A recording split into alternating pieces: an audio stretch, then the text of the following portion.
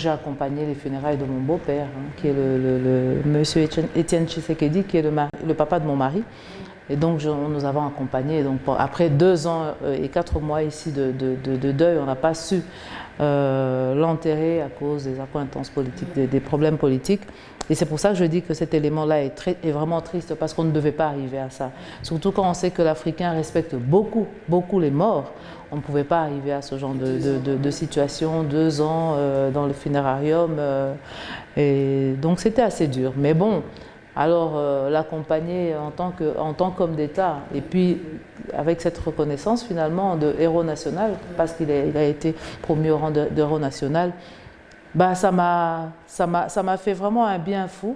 J'étais en train de regarder mes enfants au stade, je les regardais et j'entendais retentir en tout cas la dernière phrase de l'hymne national congolaise, donc qui pense que nous léguons à notre postérité. Je regardais les enfants, j'ai dit waouh, je les ai mis au monde, moi, juste ça. Mais là, ils ont un patronyme d'un héros national. Ben voilà, je suis contente de leur avoir légué ça. Je suis contente de leur de leur avoir donné cet amour de leur pays d'origine. Il y en a pas mal. C'est des petits Bountis. Nos enfants sont tous nés ici. Donc Bountis, blanc à l'extérieur, blanc à l'intérieur, noir à l'intérieur. Mais bon.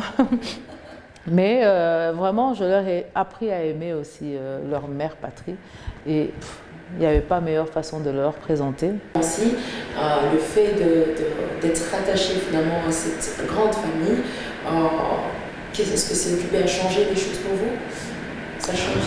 Bah, ça doit forcément changer les choses. Déjà, avoir un beau-frère président de la République, ça doit changer beaucoup. Et surtout, ce qui nous change, c'est vraiment le fait de réaliser que nos papas se sont battus pour ce pays. Ce sont eux qui sont les vrais héros, c'est eux, c'est pas nous. C'est pas nous, et Félix le sait aussi, il dit aussi que c'est pas lui, c'est le travail, c'est le fruit du travail de ces gens-là. Donc nous sommes là pour ça. Donc, et là, en tant que femme politique, j'ai du mal. Donc ici, chaque fois que j'ai quelques jours, je vais vite aussi à Kinshasa. Je ne suis pas payée pour ça, mais j'y vais pour aider aussi. J'y vais pour pouvoir apporter quelque chose, parce que finalement, ce travail-là ne doit pas être galvaudé, le travail de nos pères. Il faut vraiment ne pas faire tomber les bras maintenant.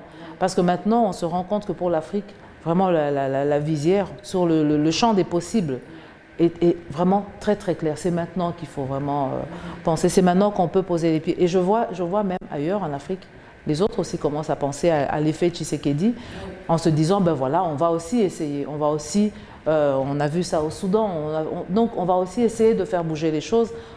On a été brimés, nous, à l'UDPS, depuis 38 ans. Mais voilà, maintenant, on est là. Mais on n'est même pas là avec un esprit de macartisme, de revanche, etc. Non, on veut travailler avec tout le monde. Et ce qui m'a plu, c'est que Félix m'a dit, mais malgré tout ce que nous avons vécu, par exemple, il me dit, mais je me sens concerné par chacun des Congolais. Chacun, même celui qui ne m'aime pas, je me sens vraiment concerné, et il faut vraiment qu'on travaille pour ça. Et bon, on a été drillés, nous, ça fait 38 ans qu'on est drillés, qu'on le fait, qu'on accepte des privations, des sacrifices, etc. Parce que nos papas se battaient à des endroits. Donc voilà, on continue, on essaie de garder le flambeau, mais de manière propre, et surtout pour qu'on respecte maintenant le Congolais.